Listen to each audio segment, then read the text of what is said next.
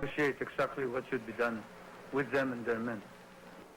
Major Arumin, will you read your statement? Yes, sir. I, Major Salito Arumin, wish to confess my participation in the plan to attack Malacanang Palace and its environs and capture President Marcos after midnight tonight. We were planning to go straight for the room of the President and the First Lady and his family and neutralize them, arrest them, secure them. Now, we realized, of course, that the situation inside would be very, very fluid. There would come a time when we would have no control over the firefight that would take place should the security of the President decide to put up a fight. So we were also realistic in the sense that we could not control this. The President just might get hurt. They should now realize that we are in complete control of the situation. As I have said, if there were to be any fighting, it would be a bloody mess. It would mean possibly the liquidation of all the men who are now in that corner of Camp Aguinaldo. There were no more than 350 men holding Camp Aguinaldo that night. And Relay and Ramos were vulnerable, and they both knew it. But at this point, their mutiny took on a quite different perspective. Mr. Ramos said, Cardinal, support us because within 1 hour we will be dead. We defected from Mr. Marcos, and there is now an order to eliminate us.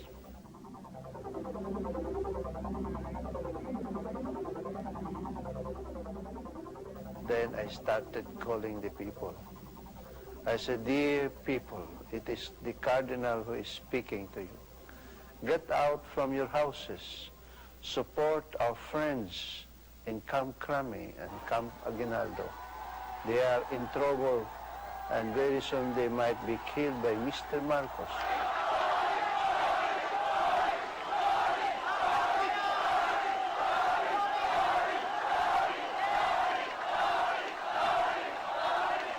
I said there is no food. We have to give food to the soldiers.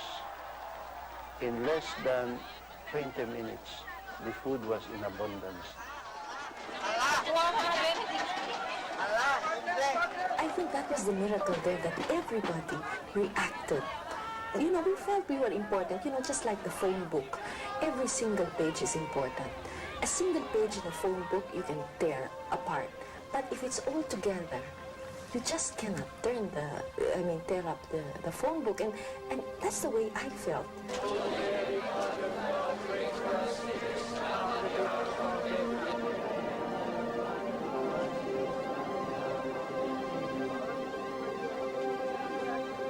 We were prepared to die. I mean, we really thought that we were not going to survive it.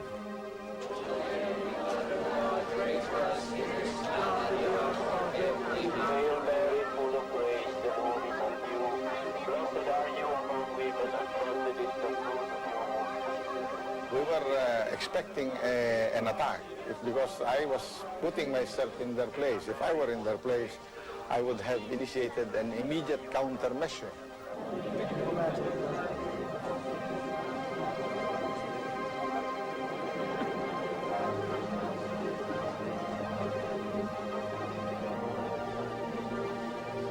Well, yes, of course I was worried, and my youngest daughter was with me in Cebu, and then everybody in that house was saying, look, Cory, you better get into a safe place. And I had thought right away that the safest place would be this Carmelite convent, because somehow I believe that the sisters in that convent would really do everything to protect me.